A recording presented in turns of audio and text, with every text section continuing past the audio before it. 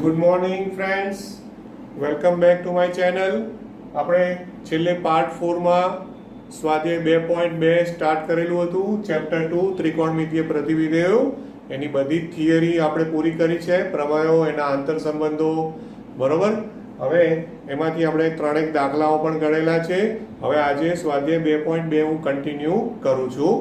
મેં પહેલાં પણ કહ્યું હતું કે આપણે આમાંથી વધારે દાખલાઓ ગણીશું, અને એનું રીઝન આપેલું કે આના આ બેઠે બેઠા દાખલાઓ પાછા વિકલન ચેપ્ટરમાં પણ આવશે. હા, વિકલનમાં d/dx કરવાનું આવશે, તો વિકલન વખતે આ જ દાખલાઓ તમારે સેમ કોપી કરી અને પછી છેલ્લે વિકલન કરવાનું આવશે. ઓકે, 2.2માં ઘણા બધા સારા દાખલાઓ છે, એટલે ધ્યાન આપજો. આપણે પહેલો, ત્રીજો અને ચોથો આઈ થિંક આટલા ગણ્યા છે. હવે પહેલો ને બીજો તમને સિમિલર જ લાગે છે, અને સિમિલર છે.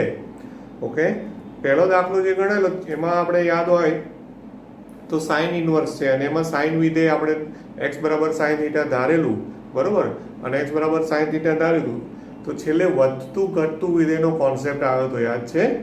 હા, અને વધતું ઘટતું પ્રમાણે મેં છેલ્લે અહીંયા વ્યાખ્યા પણ લખેલી કે જો વિધેય વધતું હોય તો અસમતા બદલાય નહીં, મતલબ જે હોય લેસ ધેન હોય તો લેસ ધેન જ રહે, અને વિધેય જો ઘટતું હોય તો અસમતા બદલાઈ જાય. ઓકે, મતલબ ઉલટાઈ જાય. જો લેસ ધેન હોય તો ગ્રેટર ધેન થઈ જાય, ગ્રેટર ધેન હોય તો લેસ ધેન થઈ જાય. તો બીજો દાખલો છે સિમિલર, છતાં હું બીજો દાખલો ગણું છું. ઓકે, એમાં સાબિત કરવાનું છે 3 cos ઇનવર્સ x. સાબિત કરવાનું છે 3, બીજો દાખલો 3 cos inverse x is equal to cos inverse. હવે આની રકમ જુઓ ને તો cos 3 થીટાનું સૂત્ર તરત જ મગજમાં આવે, 4x³ - 3x. 4x³ - 3x, અને ત્યાં શરત આપી હશે x belongs to 1/2 to 1. x belongs to close interval 1/2 to 1. આવી શરત આપેલી છે, એટલે x ની કિંમત જે આ જે શરતો આપી છે ને, ઓકે, શરતો લાગુ યાદ રાખવાનું, કન્ડિશન્સ એપ્લાય. આ ચેપ્ટરમાં ફરીને ફરી હું તમને સતત કહેતો રહું છું કે દરેક દાખલામાં તમને કંઈક ને કંઈક કન્ડિશન આપી હશે. કન્ડિશન ના આપી હોય તો x બિલોંગ્સ ટુ r લઈને પણ તમારે બધા વિકલ્પો વિચારવા પડશે. એમને એમ ગણાય જ નહીં, ક્યારે એક પણ દાખલો એવો નહીં આવે જેમાં હું કન્ડિશનનો ઉપયોગ કર્યા વગર તમને ગણી આપું, શક્ય જ નથી. હવે આમાં પહેલું દાખલા નંબર 1 ની જેમ જ શું ધારશો? પહેલું ધારો કે x બરાબર cos થીટા. ઓકે, x બરાબર cos થીટા અને થીટા 0 થી π. હવે આ બધું યાદ રાખવાનું કે મારું 0 થી π લેવાનું રીઝન કે ભાઈ cos છે એટલે મને cos ઇનવર્સ યાદ કરવાનું, cos ઇનવર્સ નો વિસ્તાર. પહેલા દાખલામાં મેં અહીંયા ક્લોઝ ઇન્ટરવલ -π/2 to π/2 લીધેલા, યાદ છે ને? એવી રીતે અહીંયા 0 to π લીધું. ઓકે, એ બધું કોષ્ટક તમારા મનમાં ફિટ હોવું જોઈએ, અને માટે તમે theta is equal two cos inverse x inverse લખી શકો, કારણ કે આ થીટાને હું આપણે જે કન્ડિશન ધારી, અને બીજું કે x છે ને એ આપેલો છે 1/2 થી 1 માં. x એ પ્રદેશ છે, તો પ્રદેશમાં તમને યાદ છે cos અને sin માં ક્લોઝ ઇન્ટરવલ -1 to 1, તો -1 થી 1 માં આ 1/2 થી 1 આવી જાય અંદર, એનો ઉપગણ છે એટલા માટે ચાલે. એટલે આ આપણે ધાર્યું, બરોબર છે. હવે માટે હવે સ્ટાર્ટ કરો આની જમણી બાજુથી. જમણી બાજુ, તો જમણી બાજુ એટલે cos ઇનવર્સ 4x બરાબર cos થીટા છે, 4 cos³ થીટા - 3 cos થીટા. ધારેલું મૂક્યું તો cos 3 થીટાનું સૂત્ર આવ્યું, એટલે cos inverse of cos 3 theta. આને મારે નંબર આપવો પડે 1. ઓકે, હવે પાછું યાદ કરો, લાસ્ટ પહેલા દાખલામાં યાદ કરાવ્યું હતું મેં કે cos inverse of cos theta બરાબર થીટા. આવું પરિણામ છે જ્યાં theta belongs to 0 to π. Okay, એટલે અહીંયા જે પણ ખૂણો હોય એ ખૂણો 0 થી π માં હોવો જોઈએ. તો અહીંયા કયો ખૂણો છે? 3 થીટા છે. કયો ખૂણો છે? 3 થીટા. તો 3 થીટા પણ 0 થી π માં હોવો જોઈએ. તો અત્યારે ડાયરેક્ટલી નથી, કારણ કે થીટા બિલોંગ્સ ટુ છે તો 3 થીટા કરો તો આને 3 વડે ગુણવું પડે. 3 વડે ગુણો ને તો 0 to 3 પાઈ થઈ જાય. કેટલા થઈ જાય? 0 to 3 પાઈ. તો એ ના ચાલે. એટલે હવે આ કન્ડિશન જે આપી છે ને x ની એનો ઉપયોગ થશે. જો હવે x શું આપ્યું છે? x belongs to close interval 1/2 to 1 આપેલું જ છે.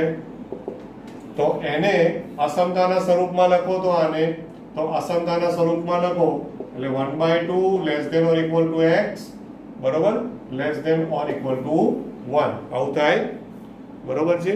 1/2 less than or equal to અસમતાના સ્વરૂપમાં.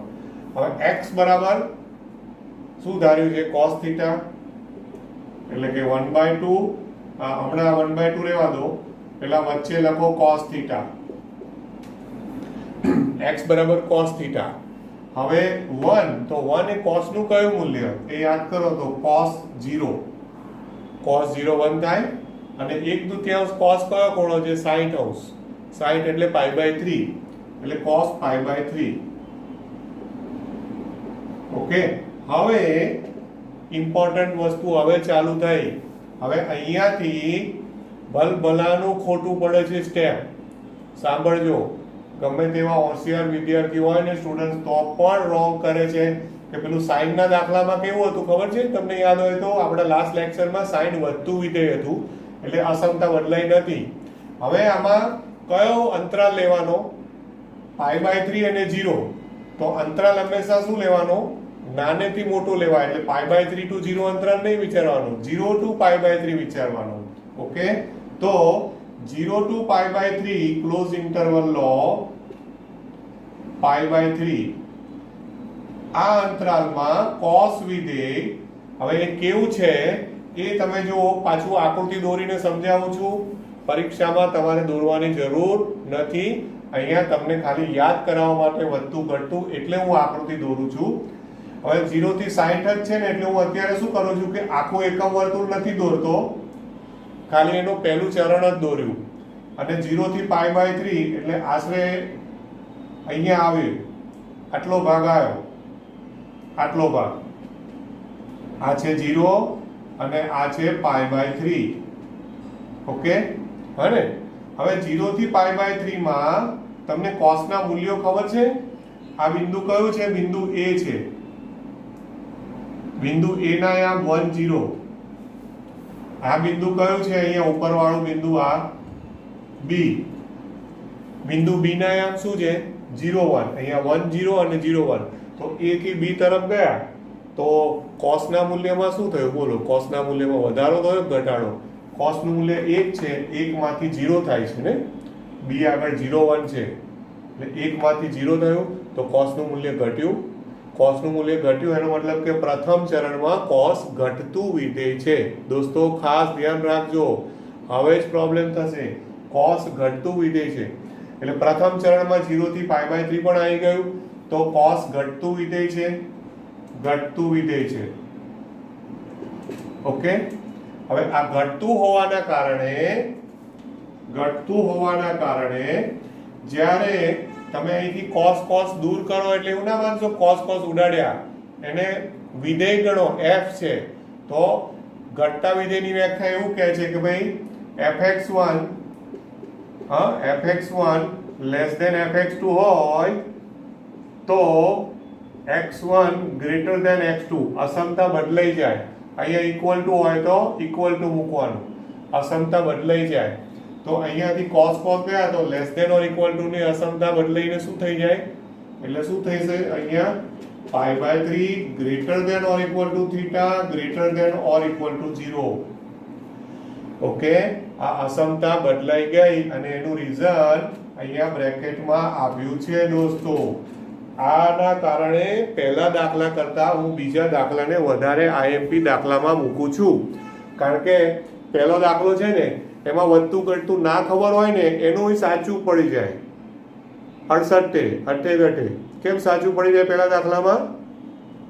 કારણ કે ત્યાં cos નથી, sin છે.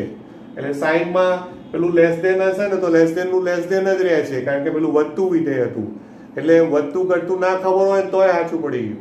રીઝન ના લખ્યું હોય એનો અડધો માર્ક્સ કપાય પણ સાચું તો પડી ગયું.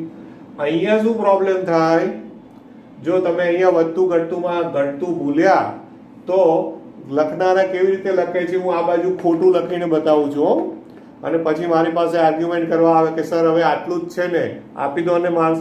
પણ ક્યાંથી અપાય, જોજો તમે શું લખો છો. આ લેસ દેન હોય ને તો લેસ દેન નું ગ્રેટર દેન કરવાનું ભૂલી જાય અને આવું લખે, જો π/3 less than or equal to theta, આમ લખે. ઓકે, હવે સાંભળજો ખાસ, આ સદંતર ખોટું છે. આ કેમ ખોટું છે બોલો? લખતા જ તરત જ મગજમાં ટ્યુબલાઇટ આમ ક્લિક થવું જોઈએ કે આ ખોટું છે.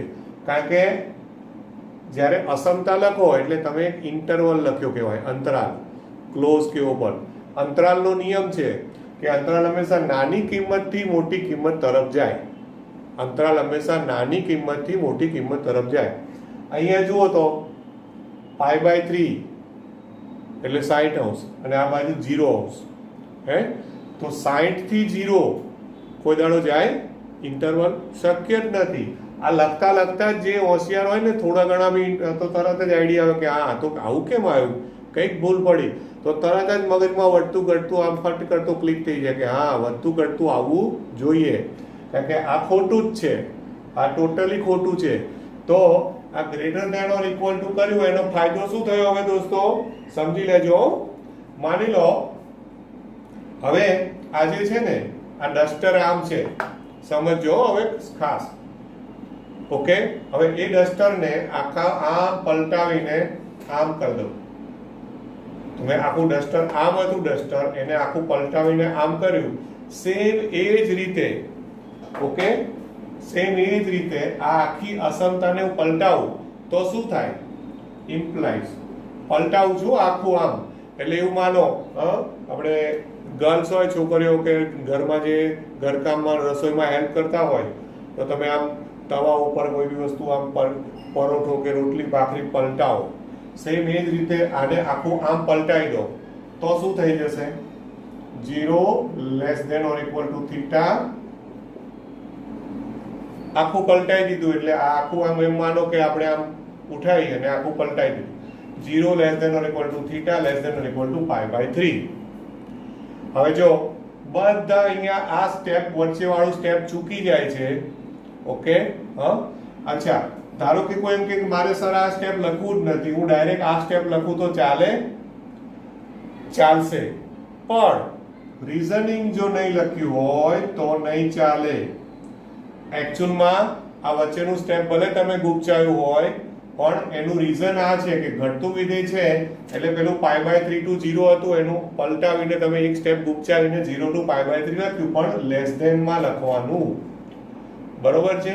એટલે આ સ્ટેપમાં બધા બહુ જ ભૂલો કરે છે, બહુ જ. મારો વર્ષોનો અનુભવ છે. ઓકે, કે આ દાખલો આવે ને એટલે અહીંયા જ ભૂલ હોય, હવે બીજું કશું ના જોઈએ. અહીંયા સાચું હોય ને પાછી બધું સાચું જ હોય, પૂરા માર્ક્સ જ મળે. Okay, right. હવે પછી એકવાર આ થયા પછી 3 થીટા જોઈએ છે એટલે આને કેટલા વડે ગુણવાનું? 3 વડે. એટલે આ 0 નું તો 0 જ રહેશે, less than or equal to 3 theta, અને અહીંયા 3 વડે ગુણો એટલે પાઈ. તો 3 થીટા ક્યાં આવી ગયું બોલો? 0 થી પાઈ માં આવી ગયું કે નહીં? ઓકે, તો 0 થી પાઈ માં આવી ગયું ને. પછી હવે આને ક્લોઝ ઇન્ટરવલ ના પેલા સ્વરૂપમાં ના લખો તો ચાલે, આને નંબર 2 આપી દઉં તોય ચાલે. અને હવે પરિણામ 1 અને 2 પરથી એવું કહી શકું, માટે પરિણામ 1 અને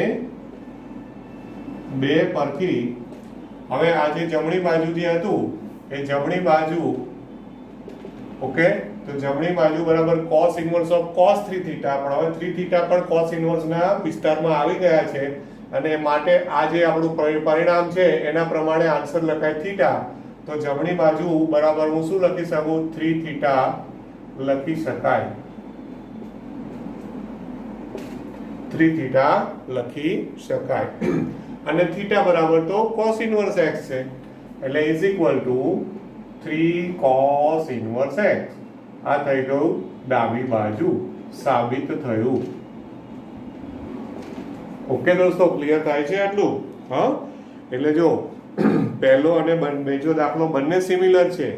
હા, પણ છતાં મેં બંને ગણ્યા. એ બંને ગણવાનું રીઝન એક જ હતું કે પહેલા દાખલામાં સાઇન હતું જે વધતું વિધેય હતું અને બીજા દાખલામાં કોસ છે એ ઘટતું વિધેય છે.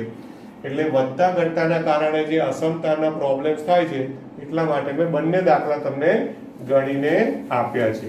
બરોબર. ત્યાર પછી હજુ 2.2 માંથી હજુ આપણે આજે ઘણા દાખલાઓ લઈશું.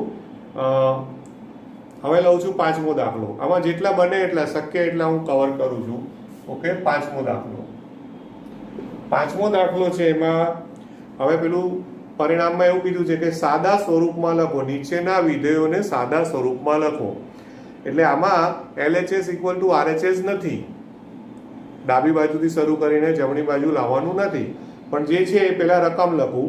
તો tan ઇન્વર્સ √(1 + x²) 1 + x² -1 બરોબર upon x, કે જ્યાં x is not equal to 0. આને શું પ્રશ્ન પૂછ્યો છે? સાદા સ્વરૂપમાં લખો. એટલે ઇન શોર્ટ શું કહેવાય? સાદું રૂપ આપો. બરોબર. હવે એકચ્યુઅલી એનો સાદું રૂપ આપો એટલે એનો જે આન્સર હોય ને, એક્ઝામમાં આનો આ દાખલો હું એવી રીતે પૂછું, સાબિત કરો એમ કરી અને તમને આનો આન્સર આપી દઉં. એટલે સાબિત કરો પૂછે તો ઉલટાનું સારું. કેમ ખબર છે? કારણ કે આન્સર તો એટલીસ્ટ ખબર છે. જેમ કે આમાં જવાબ ખબર જ હતી કે જમણી બાજુ શરૂ કર્યું, ડાબી બાજુ લાવવાની. જ્યારે આવું કે ને સાદા સ્વરૂપમાં, ત્યારે પ્રોબ્લેમ થાય કારણ કે આપણે અમુક સ્ટેપે અટકી જઈએ કે ધારો કે ચલો મારે સાદું રૂપ આવી ગયું, હવે આનાથી આગળ માર નથી થતું. પણ કદાચ શક્ય છે કે પાછળ આન્સરમાં એ લોકો હજુ એક સ્ટેપ આગળ સાદુરૂપ આપ્યું હોય. એટલે સાદુરૂપ આપવામાં એ પાછું ધ્યાન રાખવાનું રહેશે. ઓકે. હવે જેટલું ત્રિકોણમિતિ તમારી પાસે ક્લિયર પરફેક્ટ કોન્સેપ્ટ હશે, ત્રિકોણમિતિ એટલે માત્ર 11મું ધોરણ નહીં દોસ્તો, 9મા 10મામાં જે બી ભણ્યા છો, નિત્ય સમો, ઓકે, પછી સરવાળા સૂત્રો છે, ગુણિત ઉપગુણિત છે, sin2θ cos2θ sin3θ cos3θ alpha plus beta, બધું ગમે ત્યાં અચાનક આવશે. અહીંયા મને એવું લાગે છે કે 1 + x² ને જોઈને મને એક નિત્યસમ એવું યાદ આવે છે કે 1 + tan². હા, 1 + tan². એટલે હું x બરાબર tan θ ધારી શકું. x બરાબર હું શું ધારું? tan θ. જો આવી તમારે જાતે દોડાવવી પડશે, નિત્યસમો વિચારવાના, રકમ જોઈને અને નિત્યસમ પ્રમાણે ધારવાનું. બધા જ તમામે તમામ દાખલા જેટલા પણ આવા હશે ને, 5મો 6ઠ્ઠો 7 બરોબર છે, મોટા ભાગના, પછી 9 10 આ બધા દાખલાઓ જેટલા હું નંબર બોલ્યો ને એ બધા આદેશથી જ થાય છે. આદેશથી મતલબ ધારીને x બરાબર એવું કંઈક મૂકવાનું જેથી કંઈક ને કંઈક સૂત્ર બની જાય. એ સૂત્ર કંઈ પણ બને, સરવાળા સૂત્ર બને કે પછી ગુણિત ઉપગુણિતનું સૂત્ર બને કે પછી 9મું 10મું ધોરણનું નિત્યસમ બને, કંઈ પણ બને, પણ એ તમારે દોડવી જોઈએ કે ભાઈ હું x બરાબર આવું મૂકું તો આમ નિત્યસમ બને છે, આ ગુણિત ઉપગુણિતનું cos2θ નું સૂત્ર બને છે, અને એ પ્રમાણે વિચારવાનું રહેશે. તો હું આમાં x બરાબર tan θ ધારી લઉં. ઓકે. અને x બરાબર tan θ ધાર્યું તો θ બિલોંગ્સ ટુ મારે આવું લઈ લેવાનું. કેમ આવું લેવાનું? કારણ બોલો. કારણ કે tan આવ્યું એટલે tan ઇન્વર્સ બનાવવાનું છે. તો tan ઇન્વર્સનો વિસ્તાર આ છે. બરોબર છે ને? ઓકે. અને એમાંથી x ની કિંમત 0 નથી. x ની કિંમત 0 નથી ને, એટલે એકચ્યુઅલમાં આ લોકો એવું લખે છે કે અહીંયા -0 કરી નાખે છે. એ જો ના લખાય ને તો ચિંતા ના કરશો. આ -0 લખવાનું કારણ શું છે કે x ≠ = 0 છે ને, એટલા માટે. શરતમાં x ≠ = 0 આપ્યું છે એટલે -π/2 થી π/2 માં 0 આવશે નહીં. એ સિવાય θ કોઈ પણ આવી શકે, કારણ કે tan 0 બરાબર 0 થાય, પણ 0 તો થતું નથી એટલા માટે. એટલે જો આ -0 સ્ટ્રાઇક થાય તો લખજો, બાકી આ લખશો તો પણ નો પ્રોબ્લેમ. અને માટે θ = શું થયું? tan ઇન્વર્સ x થયું. θ બરાબર tan ઇન્વર્સ x થયું. હવે આ જે રકમ છે, આમ આપણી જે રકમ છે એ tan ઇન્વર્સ, બરોબર, હવે એમાં ધારેલું મૂકી દો એટલે 1 plus tan square theta minus 1 upon tan theta. Okay, હવે 1 પ્લસ tan સ્ક્વેર થીટા એટલે 1 પ્લસ tan સ્ક્વેર થીટા એટલે sec સ્ક્વેર થીટા. યાદ છે કે નહીં? એટલે is equal to tan inverse under root of sec square theta minus 1 upon tan theta. હવે જો કોઈ એવું કંઈક સર તમે આ સ્ટેપ શું કામ લખ્યું? Under root of sec square theta ની બદલે હું ડાયરેક્ટ sec થીટા લખી દઉં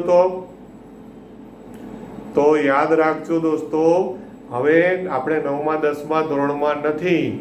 જ્યારે પણ under root of x square આવે તો એનો આન્સર x લખતા પહેલા 50 વાર વિચારજો. ખરેખર એનો answer plus or minus x આવે. શું આવે? પ્લસ ઓર માઇનસ x આવે. અને એમાં પછી જે તમને કન્ડિશન આપી હોય એ કન્ડિશન પ્રમાણે પ્લસ x પણ હોઈ શકે, માઇનસ x પણ હોઈ શકે. ઓકે, ક્યારેય પણ વર્ગમૂળ આવે એટલે સીધું ધન મૂકી ના દેશો, નહીં તો ગયા કામથી. એટલે under root of sec square theta છે તો એમાં મારે પ્લસ sec થીટા અથવા માઇનસ sec થીટા બેમાંથી ગમે તે આવી શકે. અને જો ના ખબર હોય તો પ્લસ ઓર માઇનસ બે લખવા પડે દોસ્તો, યાદ રાખજો. ના ખબર હોય તો પ્લસ ઓર માઇનસ લખીને બી ગણવું પડે, બે વિકલ્પ પાડીને. પણ અહીંયા મને એવું બેસું લાગે છે કે sec એટલે cosનું વ્યસ્ત, cosનું વ્યસ્ત છે એટલે હું sec ની બદલે cos વિચારું તો ઈઝી પડશે આપણને. sin cos ઈઝી પડે, રાઈટ? કયા થીટા કયા ચરણમાં છે? -π/2 થી π/2. એકમ વર્તુળમાં જુઓ તો કયું ચરણ આવે? ચોથું અને પહેલું. કયું ચરણ આવે? ચોથું અને પહેલું. તો ઓલ s t c યાદ કરો પાછું. All s t c. તો એ પ્રમાણે ચોથા ને પહેલા ચરણમાં cos, પહેલામાં પણ ધન, ચોથામાં પણ ધન. યાદ છે કે નહીં? cos પહેલા ચરણમાં, ચોથા બંનેમાં ધન, તો cos ધન એટલે sec પણ ધન. તો એના કારણે tan ઇનવર્સ અહીંયા sec theta minus 1 upon tan theta. હવે આમાં રીઝનિંગ લખવું પડે કારણ કે -π/2 to π/2 માં બરોબર એમાં sec થીટા જે છે એ sec થીટા કેવા છે? ધન છે. અને માટે પ્લસ ઓર માઇનસ માંથી મેં ખાલી પ્લસ લીધા છે. તમે પેલા આ બધા આપણે કુમાર અથવા તો બીએસ સામાન્યમાં જોશો ને તો એને મોડ્યુલસ મૂક્યું હશે, માનાંક, એક સ્ટેપ, અને પછી નેક્સ્ટ સ્ટેપમાં માનાંક દૂર કરીને પ્લસ અથવા માઇનસ કર્યા હશે. તો એ માનાંક એટલે શું? Plus or minus. આ પ્લસ ઓર માઇનસ x એટલે માનાંક x કહેવાય, યાદ છે ને? માનાંક x એટલે બધા માનાંક પહેલા મૂકે પછી જોવે શરત, એ શરત પ્રમાણે પ્લસ અથવા માઇનસ મૂકશે. પણ મેં શું કર્યું કે માનાંક વાળું સ્ટેપ નથી લખ્યું, મેં ડાયરેક્ટ આન્સર લખીને બ્રેકેટમાં કારણ આપી દીધું. એટલે આપણે માનાંકની જરૂર નથી. ઓકે, ખ્યાલ આવે છે ને? એટલે આ બધું જે કંઈ લખતો જાઉં અને હું પૂછતો જાઉં છું, તમને ઈચ્છા થતી હોય તો લખતા રહેજો. ઓકે, હા. હવે માટે is equal to tan inverse આવે છે ને, આને બધું sin cos માં ફેરવી દો. એટલે 1 upon cos theta minus 1 upon sin theta upon cos theta. sin cos માં ફેરવી લસા લઈ લો, અંશ અને છેદમાંથી cos થીટા ઉડી જશે, લસા. એટલે tan inverse 1 minus cos theta 1 minus cos theta upon sin theta. બરાબર છે? લસા, અંશ અને છેદનો લસા કેન્સલ, ઉડી ગયો. હવે પાછું યાદ કરવાનું છે દોસ્તો, ગુણિત ઉપગુણિત. ધ્યાન આપજો. 1 માઇનસ cos થીટા તો એનો આન્સર થાય છે 2 sin સ્ક્વેર થીટા બાય 2 અને છેદમાં sin થીટા તો 2 sin theta by 2 cos theta by 2. Okay, જોયું ક્યાં આવી ગયું ગુણિત ગુણિત? ખબર ના પડી, હે ને? ઓકે, તો અંશમાં સૂત્ર આવ્યું 1 માઇનસ cos 2 થીટા, એટલે 1 માઇનસ cos 2 થીટા હોય તો 2 sin સ્ક્વેર થીટા, એટલે જે ખૂણો હોય એનું અડધું થાય તો થીટાનું થીટા બાય 2 છેદમાં સાઇન 2 થીટા, તો 2 સાઇન થીટા કોસ થીટા, અહીંયા થીટા છે એટલે થીટા બાય 2. ઓકે, જો આ ના દોડીને તો લોકો અહીંયા છોડી દે આન્સર કે બસ સાદુરૂપ આવી ગયું, આનાથી આગળ પેલું સૂત્ર ના યાદ આવે એટલે છોડ દે, એટલે પછી તમને અડધા માર્ક્સ મળે. આવું થાય, સાંભળજો બરાબર. હવે આમાંથી શું કટ થાય છે? 2 2 કટ, સાઇન સાઇન કટ. તો ઉપર સાઇન વધ્યા, નીચે કોસ વધ્યા, એટલે એકચ્યુઅલમાં શું આવ્યું? Is equal to tan inverse of tan theta by 2 answer આવ્યો. સાઇન અપોન કોસ વધ્યા એટલે. ઓકે, હવે tan ઇનવર્સ ઓફ tan એટલે એકબીજાનો પ્રતિવિધેય છે, વ્યસ્ત છે. તો આપણા પેલા પરિણામોને નોંધ પ્રમાણે tan ઇનવર્સ ઓફ tan હોય તો તમે એના બરાબર થીટા બાય 2 લખી શકો. પણ એ થીટા બાય 2 લખવા માટે શરત જોવી જોઈએ કે થીટા બાય 2 જે છે એ tan ના વિસ્તારમાં, tan ઇનવર્સ ના વિસ્તારમાં હોવું જોઈએ. તો હું કહી શકું, જો થીટા તો આ રહ્યો, ક્યાં છે? માઇનસ પાઈ બાય 2 થી પાઈ બાય 2 છે આપણે ધારેલું, તો આમાં થીટા બાય 2 છે. થીટા બાય 2 તો શું થાય બોલો? આને 2 વડે ભાગો તો આ અંતરાલમાં પણ 2 વડે ભાગો એટલે minus pi by 4 to pi by 4. આવું લખી શકાય કે નહીં? ઓકે, તો ટૂંકમાં આની અંદર જ છો, આની બહાર ગયા નથી. સાંભળજો બરાબર. થીટા કે થીટા બાય 2 એ જે આપણા વિસ્તાર છે tan ઇનવર્સનો, એ વિસ્તારની બહાર જતું નથી દોસ્તો, એટલા માટે હું થીટા બાય 2 લખી શક્યો છું. એટલે હવે આ આપણું સાદુરૂપ થયું, પણ પાછું થીટા કોના બરાબર ધારેલું છે? tan ઇનવર્સ બરાબર. એટલે ઇઝ ઇક્વલ ટુ થીટા બરાબર tan ઇનવર્સ મૂકો એટલે ફાઇનલ આન્સર 1/2 છેદના 2, અને થીટા બરાબર શું લખો? tan inverse x. આ થયો આન્સર. તો આ રીતે મેં શું આપ્યું કહેવાય દોસ્તો? આ સાદુરૂપ આપ્યું. ઓકે, ખ્યાલ આવે છે ને? કોઈ ડાઉટ કરો? હા, તો જો આમાં ખાસા બધા દાખલાઓ અને ખાસું બધું વિચારવાનું છે, પણ છે ઈઝી, વિધેય કરતા તો ઈઝી જ છે. હવે નેક્સ્ટ દાખલામાં જઈશું. ચલો હવે છઠ્ઠો દાખલો જુઓ. તો છઠ્ઠા દાખલામાં આ રીતની રકમ છે જેનું સાદુરૂપ આપવાનું છે tan inverse 1 upon under root x square minus 1. tan inverse 1 upon under root x square minus 1, જ્યાં mod x greater than 1. Okay, ખ્યાલ ને? આવું આપણને રકમ આપેલી છે. હવે આ mod x greater than 1 આપ્યો છે, એના ઉપરથી સ્ટ્રાઇક થવી જોઈએ કે આ કોનો પ્રદેશ છે. આવી દોડવી જોઈએ કન્ડિશન ઉપરથી. તો એ sec ઇનવર્સ અને cosec ઇનવર્સનો પ્રદેશ છે. ઓકે, પછી છેદમાં જોઈ અને મને એવું યાદ આવે છે કે ભાઈ sec સ્ક્વેર થીટા -1 તો tan સ્ક્વેર થીટા થાય છે, અને cosec સ્ક્વેર થીટા -1 તો cot સ્ક્વેર થીટા થાય છે. તો આમાંથી કોઈ એકાદ અહીંયા હું છેદમાં બનાવું એવી રીતના હું આદેશ લઉં. આ પહેલા મને આવો વિચાર આવ્યો. હવે ધારો કે હું આ પહેલા વાળું ધારું તો છેદમાં tan સ્ક્વેર થીટા આવે. હવે છેદમાં tan સ્ક્વેર આવે એટલે એનું વર્ગમૂળ પાછું tan થવાનું, એટલે 1/tan શું થશે? cot. અને બહાર શું આપ્યું છે? tan inverse.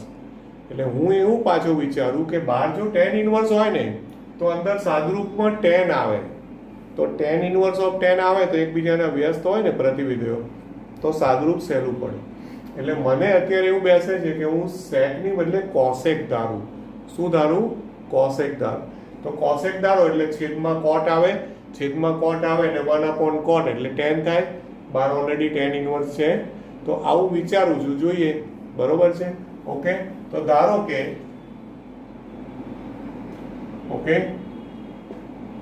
ધારો કે x બરાબર cosec થીટા, આવું ધારો. બરાબર છે. હવે આ ધાર્યું તો theta belongs to cosec inverse નો વિસ્તાર એટલે -π/2 ટુ π/2, અને એમાંથી માઇનસ સેટ ઓફ 0. આ તો છે, અને એનો ઓલરેડી પેલો પ્રદેશ તો આપેલો જ છે એટલે એ બહુ ટેન્શન નથી. માટે cosec inverse x cosec inverse x બરાબર થીટા આવું આપણે લખી શકો તમે બરાબર. માટે હવે જે રકમ છે એ રકમથી હું સ્ટાર્ટ કરું તો tan inverse 1 upon under route x square, તો x સ્ક્વેર એટલે cosec square theta minus 1. Okay બરાબર. હવે આ થયું cosec સ્ક્વેર થીટા એટલે cot સ્ક્વેર થીટા થયું બરાબર છે. cosec સ્ક્વેર થીટા માઇનસ એટલે કે tan ઇન્વર્સ, હવે હું બ્રેકેટ રાખું છું કારણ કે કદાચ પેલું કન્ફ્યુઝન ના થાય, એટલે 1 upon under root of cot square theta. Okay આવું થયું ને.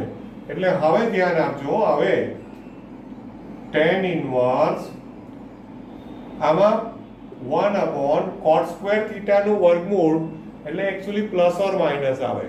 cot સ્ક્વેર થીટાનું વર્ગમૂળ plus or minus cot theta આવે. તો મારે હવે વિચારવું પડે કે અહીંયા કયા ચરણો છે, ચોથું અને પહેલું. તો વિચારવું પડે ચોથામાં અને પહેલામાં કોટનું મૂલ્ય કેવું, ધન કે ઋણ.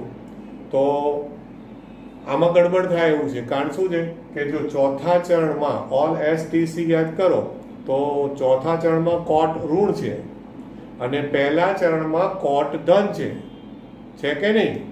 તો એનો મતલબ એ થયો દોસ્તો કે અહીંયાથી મારે બે ભાગ પડશે. બે ભાગ. શું બે ભાગ પડશે? વિકલ્પો ચોથું ચરણ અલગ, પહેલું ચરણ અલગ. ઓકે હા ધ્યાન આપજો. એટલે ધારો કે હું 1 upon પહેલું ચરણ લઉં cot થીટા. ઓકે તો tan inverse 1 upon cot theta લઉં તો આવું ક્યારે થાય? જો થીટા બિલોંગ્સ ટુ આ cot લીધા એટલે પહેલું ચરણ, એટલે પહેલું ચરણમાં શું 0 તો લેવાનું નહીં, એટલે 0 થી π/2 બરોબર. હવે છે ને અહીંયા હું આમ છગડીયો કૌંસ કરી દઉં છું.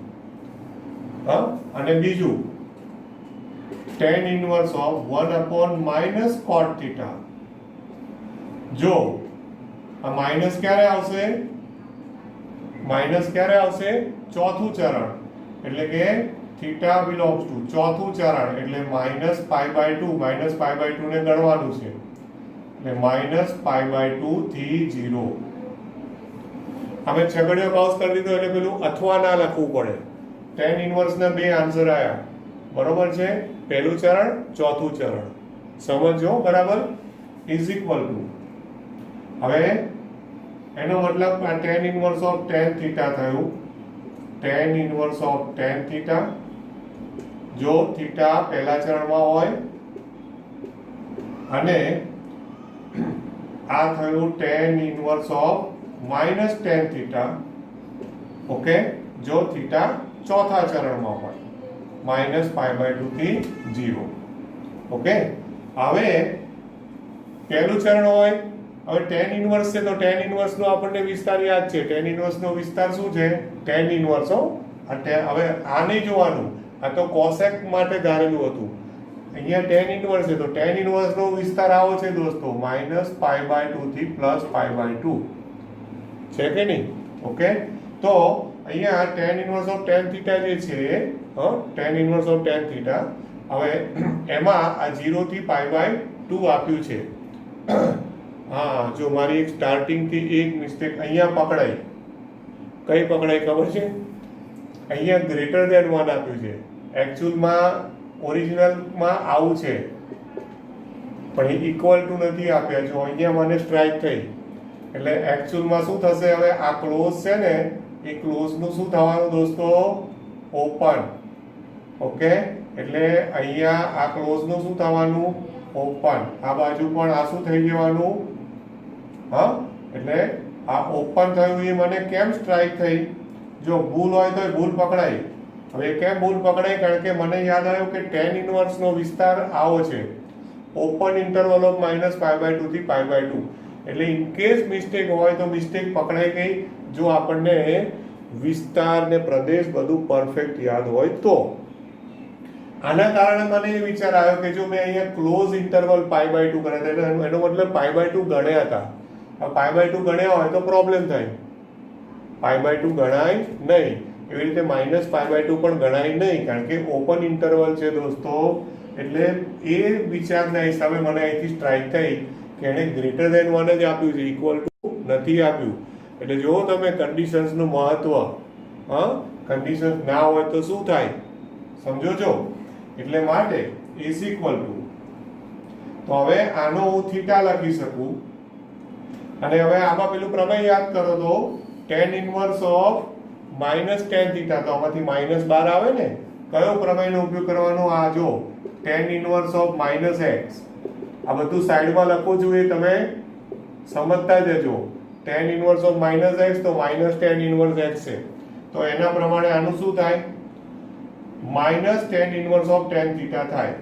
ઓકે, એવું હોય ને તો હમણાં અહીંયા થીટા નથી લખતો, બંને સાથે લખું તો તમને ગડબડ ના થાય. એટલે આને હમણાં tan inverse of tan theta રાખું, આમાંથી -12 કાઢી લઉં, -tan inverse of tan theta. Okay, અહીંયા થીટા બિલોંગ્સ ટુ 0 ટુ π/2, અહીંયા થીટા બિલોંગ્સ ટુ -π/2 ટુ 0. હવે બંનેમાં થીટા થીટા આન્સર આવ્યો દોસ્તો. એટલે ઇઝ ઇક્વલ ટુ આનો આન્સર હવે પાછો અહીંયા થીટા અને અહીંયા -θ, થીટા અથવા -θ, આ રીતનો આન્સર આવ્યો. જો થીટા બિલોંગ્સ ટુ પહેલું ચરણ 0 ટુ π/2 અથવા ચોથું ચરણ -π/2 ટુ 0. બરોબર છે. અને થીટા શું ધારેલા છે આપણે? થીટા બરાબર શું ધારેલું છે? કોસેક ઇન્વર્સ x, એટલે એ ત્યાં મૂકી દો. બરોબર, એટલે થીટાની કિંમત મૂકો, તો થીટાની કિંમત મૂકીએ એટલે ઇઝ ઇક્વલ ટુ, તો કોસેક ઇન્વર્સ x અથવા કોસેક ઇન્વર્સ x. ઓકે, આવા બે આન્સર આવ્યા. થીટાની કિંમત મૂકી એટલે ખબર પડી. હવે એકચ્યુઅલમાં સાદુરૂપ થઈ ગયું, આન્સર આવી ગયો. આન્સર સાચો પણ કહેવાય, નો પ્રોબ્લેમ. પણ ટેક્સ્ટબુક વાળાએ શું કર્યું છે ખબર છે? ટેક્સ્ટબુકમાં તમે જોશો ને તો આ આન્સર નથી આપ્યો. એ લોકોએ હજુ એક સ્ટેપ ફર્ધર, એટલે કે એક સ્ટેપ આગળ ગયા છે.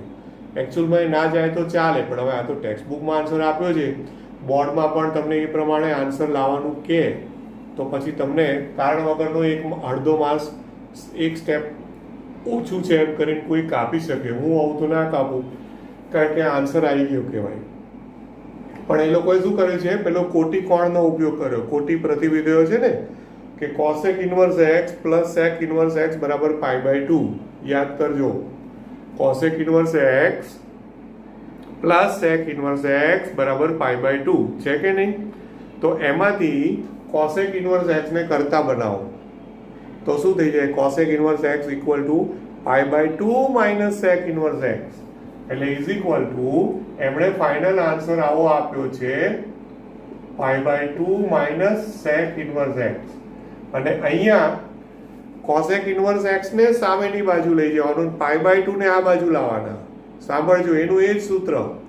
એમાંથી કોસેક ઇન્વર્સ x ને જમણી બાજુ લઈ જવાના, π/2 ને ડાબી બાજુ લાવવાના. એટલે શું થઈ જાય?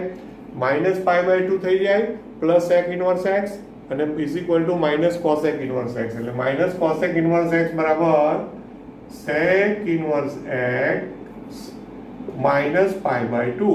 તો આ થયો આપણો આન્સર. હવે તમે ટેક્સ્ટબુકમાં જોશો ને તો ટેક્સ્ટબુકમાં એ લોકોએ આ એક જ આન્સર આપ્યો છે, બીજો જવાબ આપ્યો નથી. ઓકે, એનો મતલબ કે ટેક્સ્ટબુક વાળાએ આ જે વિકલ્પો વિચારવા જોઈએ ને પ્લસ ઓર માઇનસ, એ વિચાર્યા નહીં હોય. અને વિચારે ના હોય એટલે એક જ થીટા આન્સર આવ્યો હોય અને થીટા પ્રમાણે એક જ આન્સર મૂક્યો હોય, પણ એ એકચ્યુઅલમાં અધૂરું ઇનકમ્પ્લીટ આન્સર કહેવાય. ઓકે, એટલે મારે કમ્પલસરી આ રીતે આપો તો જ આ સાચું કહેવાય. એટલે ટેક્સ્ટબુકના આન્સરમાં કરેક્શન કરી દેજો કે આ ફાઇનલ જવાબ આવે. ઓકે, બરાબર છે, રાઈટ. ચાલો હવે હજી એક દાખલો આજે લઉં છું હું. સાતમો નથી લેતો, સાતમો હવે વિચારજો, ગુણિત ઉપગુણિતના સૂત્રનો ઉપયોગ છે. આઠમો લઉં છું, આઠમો દાખલો. હવે આઠમો દાખલો છે, જો આટલામાં આવી જશે લગભગ, તો હવે એની રકમ આવી છે tan inverse of cos x minus sin x, tan inverse cos x minus sin x upon cos x plus sin x. અને એમાં કન્ડિશન આપી છે, શરત તો ચૂકવાની જ નહીં. શરત આપી છે બાજુમાં -π/4 less than x less than 3π/4. Minus જ છે ને, -π/4 less than x less than 3π/4 આવી શરત છે. -π/4 less than x less than 3π/4. બરોબર છે. હવે આનું પણ આપણે સાદુરૂપ આપવાનું છે. હવે એનું સાદુરૂપ આપવા માટે એક બેસ્ટ રીત છે, અંશ અને છેદને cos x વડે ભાગી નાખો. કોના વડે ભાગવું? cos x વડે. cos x વડે અંશ અને છેદને ભાગો તો 1 - tan x upon 1 + tan x થઈ જાય. શું કર્યું? કૌંસમાં લખી દો, અંશ અને છેદને શાના વડે ભાગ્યા? cos x. બરોબર. હવે જો cos છે, આમાં x એ કયા ચરણમાં આપ્યું છે? -π/4 થી 3π/4, એટલે -π/4 વિચારો ને, તો આઈ થિંક -π/4 એટલે ચોથા ચરણમાં આવે અડધું, અને 3π/4 એટલે 3π/4 આવે 135 અંશ, એટલે ચોથું ચરણ અડધું, પહેલું ચરણ આખું અને બીજું ચરણ અડધું, આટલું છે. બરોબર છે. હા, તો આ x ની જે કન્ડિશન આપી છે ને ધ્યાનમાં રાખવાની, પણ આપણે cos x વડે ભાગ્યા છે, આટલું ધ્યાનમાં રાખજો. બરોબર. અને cos x not equal to 0 રાખજો, કારણ કે ભાગ્યા છે એટલે નોટ ઇક્વલ ટુ 0 તો હોવા જોઈએ ને. બરોબર.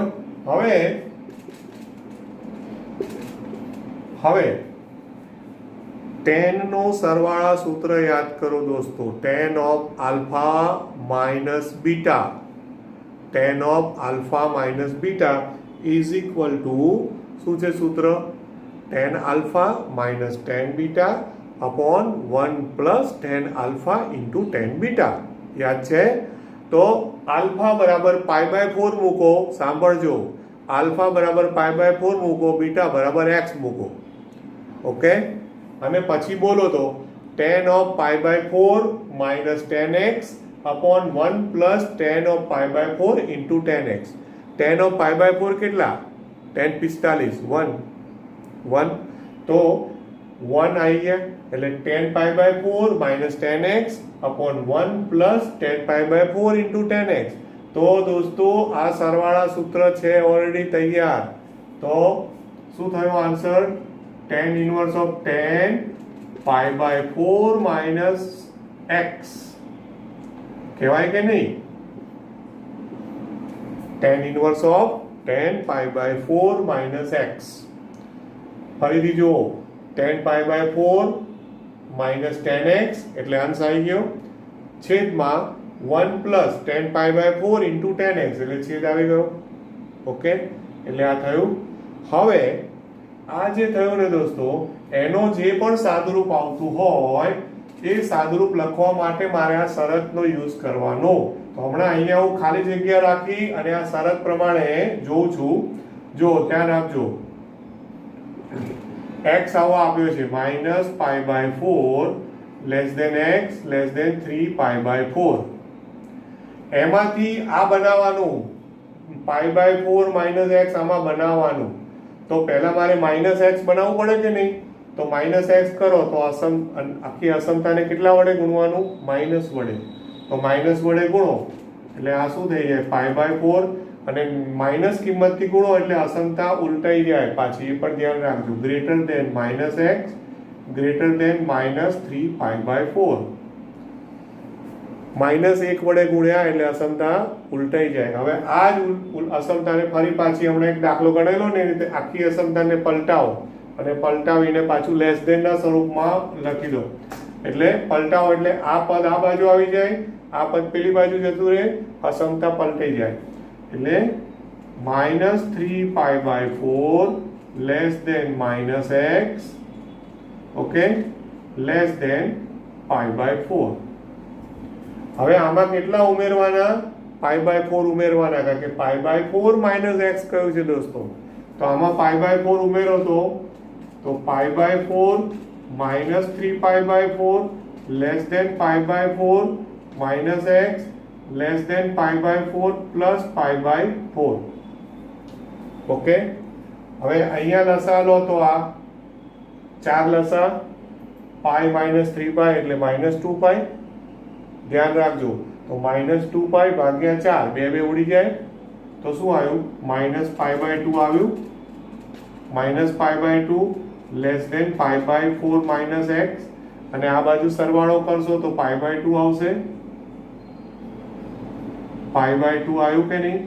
તો હવે ધ્યાનથી જુઓ તો ક્યાં પહોંચ્યા તમે? -π/2 થી π/2 એટલે ક્યાં પહોંચી ગયા દોસ્તો? આ પાછું ઓપન ઇન્ટરવલ જ આવ્યો છે એટલે tan ઇન્વર્સ ના વિસ્તારમાં પહોંચ્યા કે નહીં? તો એનો મતલબ કે π/4 - x લખાય.